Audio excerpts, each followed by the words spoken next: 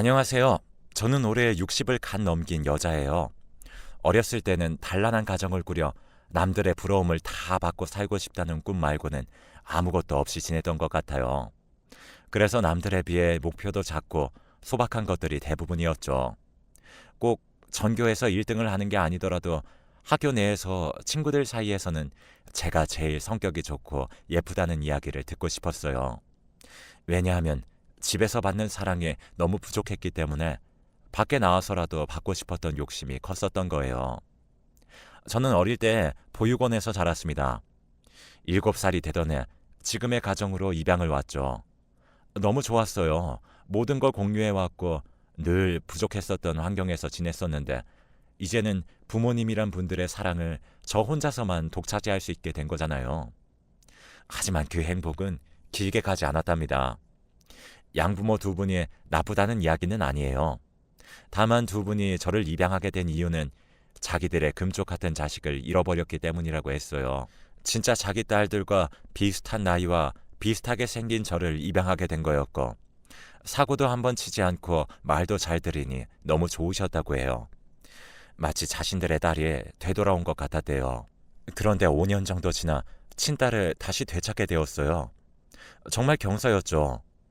부모님은 엉엉 울며 서로를 안아주고 위로해주고 그동안 마음고생 심했다며 서로 다독여주는 모습을 보며 초등학생 어린 나이에 잘됐다, 집에 좋은 일이 생겼구나 그런 생각만 했습니다. 내가 받던 사랑이 반으로 줄어들면 어떡하지 또는 다시 그곳으로 돌아가게 되면 어떡하지 같은 생각은 하지 않았답니다. 하늘에 맹세할 수 있어요. 그런데 생각보다 그 아이와 제가 잘 지내기란 너무 어렵더라고요. 그 아이를 체리라고 부르겠습니다. 체리는 자기가 없던 집에서 자신의 물건을 쓰고 자신의 방에서 부모님의 사랑을 받고 있었던 걸 모두 빼앗은 것이다 생각하고 저를 괴롭혔어요. 부모님이 보이는 곳에선 자신이 괴롭힘 당한 것처럼 억지 눈물을 흘리며 저를 모함했죠. 그때마다 저는 억울하다 말했고 부모님도 앞에서는 체리를 달래주어도 뒤에선 저에게 이해한다, 괜찮다, 그래 많이 억울했지 하셨습니다. 제 말을 믿어주었어요. 아니, 믿어주는 척을 하셨죠. 밤에 물이 마시고 싶어 나왔다 들었죠. 제가 너무 얄밉대요. 체리를 힘들게 하는 저를 보면 우라가 치민다고 어떻게 은혜를 원수로 갚아도 유분수제 주제도 모르고 체리를 힘들게 하는 걸 보니 보육원에 다시 돌려보내고 우리 세 식구 다시 단란하게 살고 싶대요. 하늘이 무너지는 것 같았죠. 전 그 다음날 어린 마음에 몇 번을 고심한 말을 꺼냈죠. 어렸을 때 같이 지냈던 이모들과 친구가 보고 싶다고 다시 그곳으로 돌아가고 싶다고요. 어린 마음에도 부모님이 거절해 주시길 바랬던 것 같아요. 그건 안 된다고 해주시기를요. 그건 너무 큰 제 욕심이었을까요? 그게 정 너의 소원이고 네가 바라는 거라면 엄마 아빠는 해주겠다 하시더군요. 하지만 끝끝내 전 보육원으로 다시 돌아가지 않았어요. 그때쯤에 하늘도 노하셨는지 체리가 아프기 시작했고 오래 살지 못할 수도 있다는 말을 듣게 되셨거든요. 부모님은 본인들이 나쁜 마음을 먹은 것 때문에 자기들이 벌 받는 거라고 매일 밤 무셨고 체리도 못되게 군 것 미안하다. 엄마 아빠에게도 사실 내가 너무 질투가 나고 삐쳐서 거짓말한 거다 솔직하게 말하더군요. 그러면서 저에게 그리고 부모님에게 용서를 구하더군요. 그러니 자기 오래 살게 해달래요. 부모님은 그동안 오해해서 미안하다 말했고 저도 그때 진심으로 그 사과를 받았지만 그런다고 그동안 받은 상처가 나을까요? 절대 그렇지 않죠. 체리는 결국 중학교 교복도 입지 못하고 저희 곁을 떠났어요. 그리고 저는 다시 부모님의 외동딸이 되어서 많은 사랑을 독차지하게 되었지만 늘 공허할 뿐이었죠.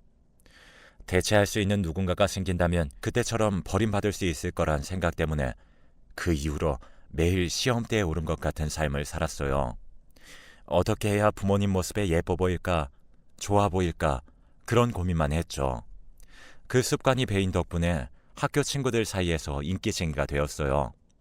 그 역시 역할놀이라 생각해 공허할 때도 있었지만 처음 남자친구가 생겼을 때 알게 되었어요. 사랑만이 나를 편안하게 해주고 위로해주는구나. 모든 걸 가져다가 바쳐도 아쉬울 것 없는 게 있다면 그건 부모와 자식이 아닌 남자와 여자 간의 사랑, 연애, 결혼, 가정 이런 것뿐이겠구나 라고 생각했습니다. 그래서 전 처음 사귄 남자친구의 말이라면 죽는 신용이라도 할 정도로 매달렸어요. 매번 사랑을 갈구했죠. 처음엔 예쁘장한 얼굴, 넉넉한 집안, 그리고 성격을 보고 만나자 했던 사람도 저에게 학을 떼며 달아나는 걸 보면서 전 더욱 사랑에 목을 매게 된 것 같아요. 그런 저를 보면 부모님이 또 버릴까 무서워서 집에서는 아무 일 없는 척하느라 많이 힘들었습니다. 대학교에 진학할 당시 집에서 거리가 멀다는 이유로 자취 허락을 받게 되었어요. 이제 남자친구 때문에 슬프면 슬픈 대로, 기쁘면 기쁜 대로 집에서만은 다 표현하며 살 수 있겠다라는 생각에 기뻤어요. 부모님은 어린 딸을 어떻게 따로 살게 하냐고 엄마라도 가서 같이 살아줘야 하는 거 아니냐 하셨지만 제가 굳고 말렸죠. 그렇게 폐를 끼치고 싶지 않다고 하면서요. 제 힘으로 아르바이트를 시작해 작은 돈이라도 모아 용돈으로 쓰는 일도 해보고 자립할 수 있는 사람이 얼른 되어 부모님에게 용돈도 드려보고 싶다고 했습니다. 그랬더니 감동받아 우시더군요. 우리가 너를 잘 키운 것 같아 너무 뿌듯하다고요. 하늘에 있는 체리의 목까지 네 몫으로 남은 인생도 사랑할 거고 우리의 가족이라고 해주셨어요. 그때 한번 다시 느끼고 말았죠. 아, 역시 나는 체리의 대체이고 체리와 같은 것이 생기면 언제든 버림받을 수 있는 존재구나 라는 걸요. 아무튼 그렇게 대학 생활을 시작하게 되었습니다. 부모님에게 말했던 것처럼 수업 시간 외에는 아르바이트도 시작해서 용돈을 벌기 시작했죠. 공부를 하고도 남는 시간이 있는 게 외롭고 공허한 것 같아 아르바이트를 일부러 빡세게 했을 때였어요. 동네의 작은 레스토랑 같은 곳에서 근무를 시작했는데 거기 점장님이 저에게 너무 잘 대해주셨어요. 늘 또래만 만나왔던 저에게 또 다른 감정을 느끼게 해주었죠. 저랑 15살 정도 차이가 나는 분이셨는데 매일 아침 저녁으로 저를 학교까지 그리고 근무지까지 바래다주고 밥도 챙겨주고 집 청소까지 자기가 싹 해주셨던 분이었어요. 정말 저에게 헌신해 주셨죠. 그리고 제가 감정적으로 결핍된 많은 부분들을 채워주려 노력해 주었어요. 제가 더 많은 사랑을 갈구할 때면 모두 즐겁하고 떠났지만 그분은 자기의 어떤 부분이 저를 힘들게 했을지를 늘 고민하고 생각했으며 저를 충족시켜주기 위해 노력했어요. 그 마음에 감동받은 저는 전과 달리 안정된 감정을 느끼며 연애를 순탄하게 했습니다. 공부도 전에 비해 더 집중할 수 있었어요. 마음이 안정되니 모든 일이 쉬워 보이고 순조로워지더군요. 대학을 졸업하고 작은 중소기업에 취직했을 때 그분이 먼저 저에게 우리 이제 결혼을 생각해 볼 때가 되지 않느냐고 넌지시 물어보셨어요. 전 당연히 그분과 결혼해야겠다 생각했었고 다만 때가 언제가 좋을지 그런 때는 어떻게 알 수 있을지를 고민하고 있었을 뿐이에요. 언제가 되더라도 결혼을 할 사람이니 저는 당장 부모님에게 달려가 결혼을 허락받자고 했죠. 부모님은 얼굴이 참 궁금하다. 얼마나 좋은 사람이길래 이렇게 급히 소개해주고 싶어 하는 거냐며 통화 목소리가 한껏 들떠 계셨어요. 전 그분에게 분명히 우리 사랑을 허락해 주실 거다 말하고 그분과 집에 찾아갔죠.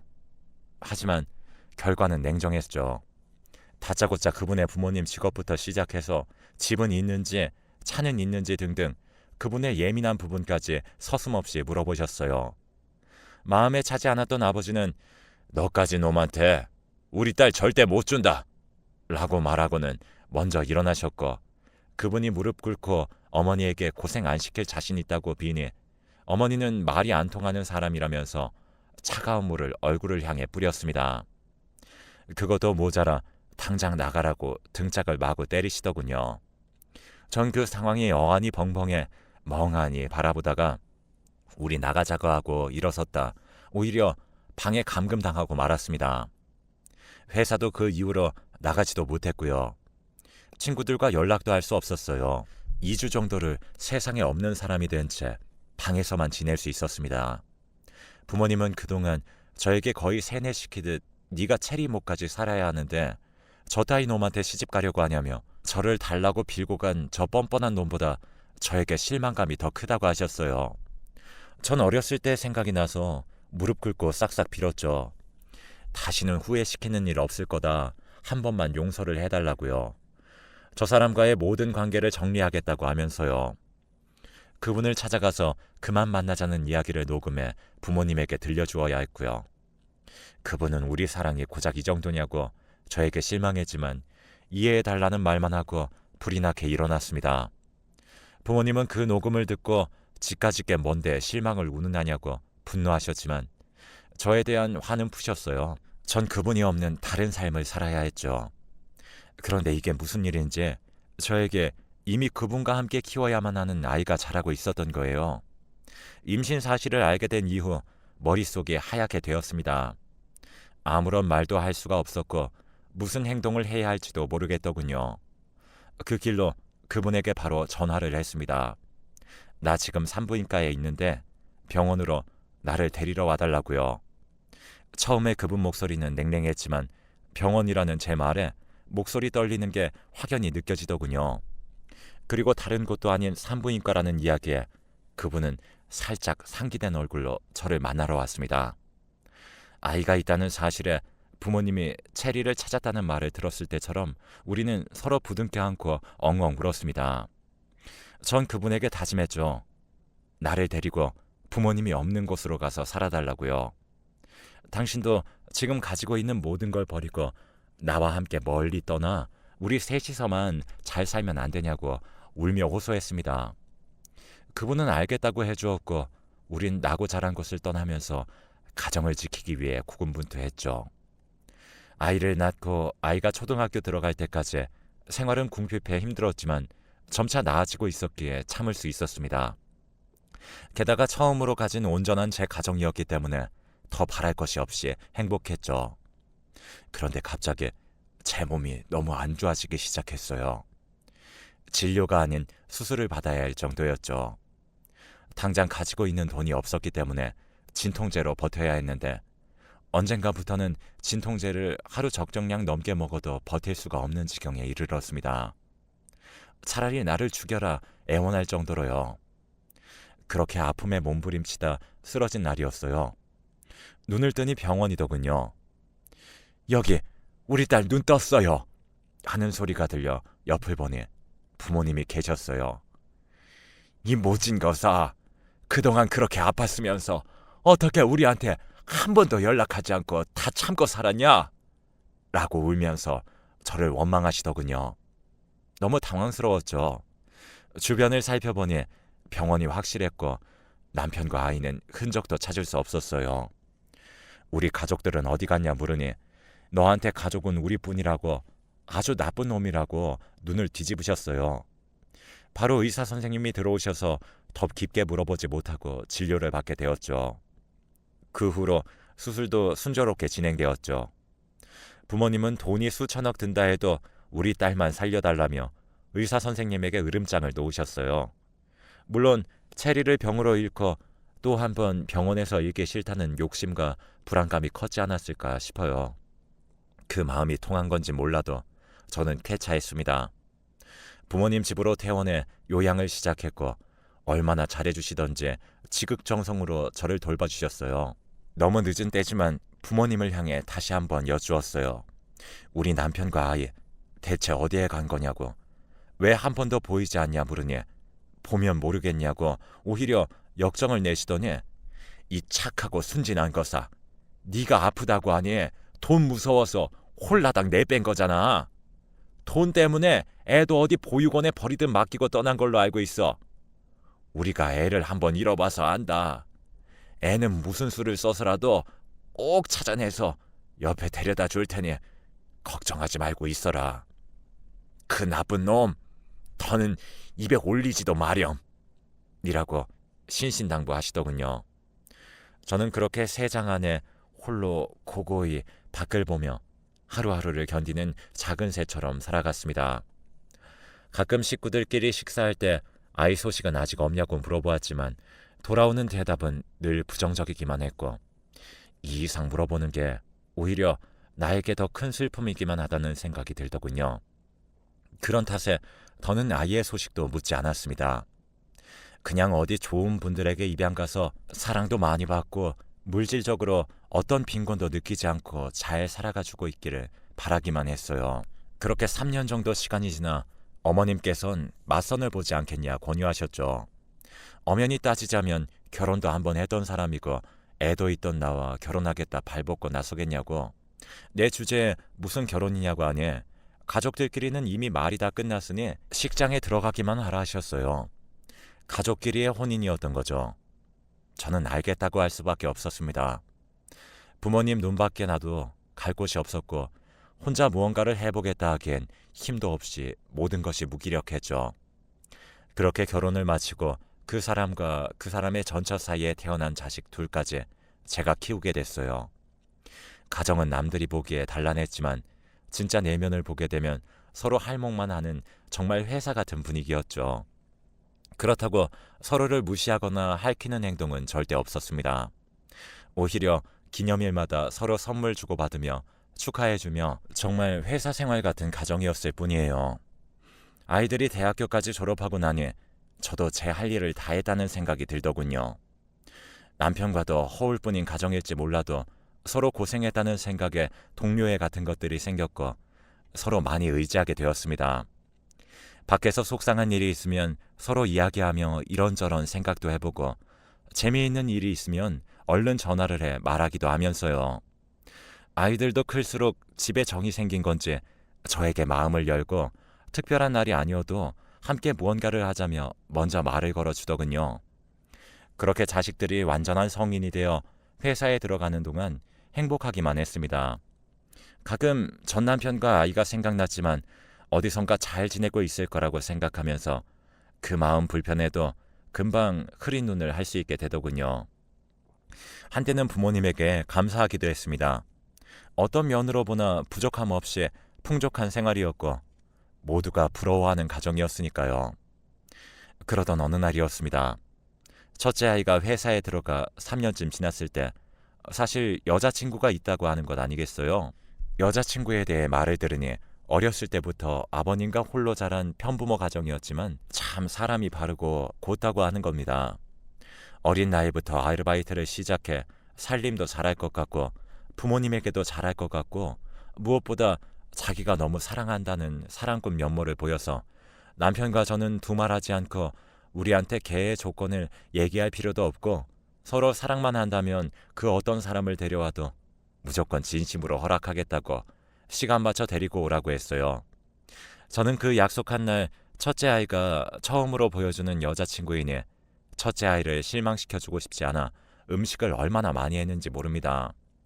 얼굴 분위기도 모르고 말도 한번 섞어보지 않은 그 아이를 첫째 아이 말에 의존해 상상해가며 첫 선물도 고르기도 했죠. 백화점에 가서 몇 시간을 걸어다니며 고심해서 선물을 골랐는지 몰라요. 그러다 어떤 여성분과 한 매장에 같이 들어섰죠. 아까 매장에서도 봤던 분인데 하고 그분을 빤히 보고 있자 그 여성분도 느꼈는지 중요한 분에게 선물 하나 하시려나 봐요. 저도 그래요. 하며 웃어 보이는 거 아니겠어요. 어떤 걸 좋아할지 몰라 여기저기 돌아다니다 보니 이렇게 자주 마주치네요. 하며 부끄러워하는 얼굴이 참 예뻐 보였습니다. 첫째 아이가 데려오는 사람이 저런 아가씨였으면 좋겠다는 생각을 했어요. 그 여성분에게 받는 분은 어떤 선물이라도 아가씨 마음을 보았다면 좋아할 테니 너무 고심해서 고르지 말고 마음이 가는 것 아무거나 골라서 선물하라고 조언도 해줬죠. 그렇게 말을 하고 나니 제가 저한테 말한 것 같더군요. 그 순간 제 눈에 제일 예뻐 보이는 걸 딱 들었습니다. 마침 아가씨도 그걸 보고 정말 예쁘다고 안목이 참 좋으신 것 같다 해주길래 그걸로 덥석 샀습니다. 아가씨한테 덕분에 좋은 선물을 하게 되어서 좋다고 고맙다고 나이도 있고 꾸벅 인사하고 헤어졌습니다. 사람의 운명이라는 게 어찌나 기구한지 모릅니다. 첫째 아이가 데리고 온 여자친구가 바로 그 아가씨였어요. 그 아가씨가 고심해서 고르던 선물은 저와 제 남편 선물이었고요. 둘이 입을 틀어막고 얼마나 놀랐는지 모릅니다. 만날 사람은 어떻게든 만난다더니 이렇게 우리가 만나게 되어 정말 신기하다며 하하호호 그날 어찌나 웃었는지 몰라요. 그날 바로 상견례도 하고 싶다 말했고 결혼 준비도 걱정 하나도 할 것 없다. 물질적으로든 뭐든 다 도와줄 테니 빨리 우리 집으로 들어오라며 남편과 둘이서 얼마나 졸랐는지 몰라요. 둘째 아들 놈이 글쎄 자기가 여자친구를 데리고 와도 이렇게 반겨줄 수 있냐 물어볼 정도로요. 그렇게 일사천리로 상견례 날짜까지 잡게 되었어요. 그런데 정말 운명이라는 건 기구하더군요. 상견례 자리에서 만난 사람은 지난날 저와 진득하게 사랑했던 남자이자 저를 버리고 떠나버렸던 그 사람이었어요. 저는 너무 놀라서 식당에 들어가지도 못하고 나와버렸습니다. 무슨 일이냐고 남편이 쫓아나왔고 전 남편도 쫓아나왔더군요. 우리 예전에 좀 알던 사이다. 잠시 말하고 들어가면 안 되겠냐 남편에게 양해를 구하고 전 남편과 잠시 시간을 가졌어요. 이게 어떻게 된 일이냐고 물었죠. 저는 분명히 우리 부모님이 당신이 돈 때문에 나를 포함해 우리 아이도 보육원 어딘가에 버리고 도망갔다고 들었어. 그런데 어떻게 지금 이 자리에 나와 있을 수 있는 거야? 라고 따져 물었어요. 그랬더니 어이가 없다 하더군요. 그 말만 남기고 저 자리에서 이런 아연질색한 얼굴로 사시나무 떨듯 있을 거면 몸이 안 좋다라고 말하고 집으로 돌아가 연락 기다리라는 말만 하고 사라지는데 어이가 없었습니다. 하지만 저는 전 남편의 말대로 그 자리에 있을 수 없을 것 같아 몸이 너무 안 좋다고 핑계대고 집에 돌아와서 전 남편의 연락만 온종일 기다렸어요. 남편은 궁금한 눈치였지만 제가 먼저 말을 해주기를 기다리는 눈치더군요. 전 남편에게서 드디어 연락이 온 날 헐레벌떡 나가 들은 이야기는 충격적이었어요. 제가 아팠을 때 당장 치료를 받지 못하면 죽을 것 같았대요. 병원에도 실제로 위험하다 했고요. 일하던 곳에 찾아가서 와이프가 당장 수술을 해야 하는데 돈이 없다. 가부를 해주면 안 되냐 요청했더니 이미 가부를 받아간 돈이 얼마나 많은지 아느냐고 사정은 딱하지만 더는 해줄 수 없다. 딱 잘라 말하더래요. 결국 전 남편은 저를 죽일 순 없어서 그 길로 저희 부모님에게 연락해 돈 좀 달라 요청했다고 하더군요. 병원으로 저를 보러 오신 부모님은 말을 잇지 못하더니 잠시 가족끼리만 있고 싶다고 하셨대요. 남편에게 그동안 병간호하느라 힘들었을 테니 집에 가서 쉬라고 애도 있지 않냐고 말을 하셔서 아이 걱정에 집으로 돌아갔답니다. 하지만 다음날 다시 병원에 왔을 때 저는 없었고 그 이후로 어떻게든 연락을 해보려고 백방으로 뛰어다녔지만 기어코 닿는 연락에서는 제가 더는 찾지 말라고 당신과 있었던 기억이 너무 더럽고 추악해 잊고 싶다고 했대요. 그래서 그 다음부터는 더는 찾을 수도 연락할 수도 없었다고 합니다. 그렇게 잊고 살다 최근에 딸아이가 결혼 이야기를 하면서 엄마 생각이 많이 난다고 하길래 연락을 다시 해보았더니 역시나 똑같은 말을 들어 남아있던 연민이나 사랑 한 톨까지 모두 털려버린 다음이었대요. 그런데 남자 측 엄마로 등장하니 얼마나 당황했겠어요. 그런데 전 절대 그런 말 한 적도 들은 적도 없습니다. 제가 억울해하니 당신 부모님이 또 중간에서 수작질한 것 같다더군요. 오해는 이렇게 어떻게든 푼다 칩시다. 문제는 저희 첫째 아들과 제 배 아파 낳은 딸입니다. 둘이 결혼을 한다고 해도 안 한다고 해도 이제는 너무 큰 문제가 되어버린 거죠. 저희 둘만 입 다물면 되는 문제일지 아니면 다 말해 결혼을 파토내야 하는 건지 어떻게 해야 하는 건지 정말 모르겠습니다.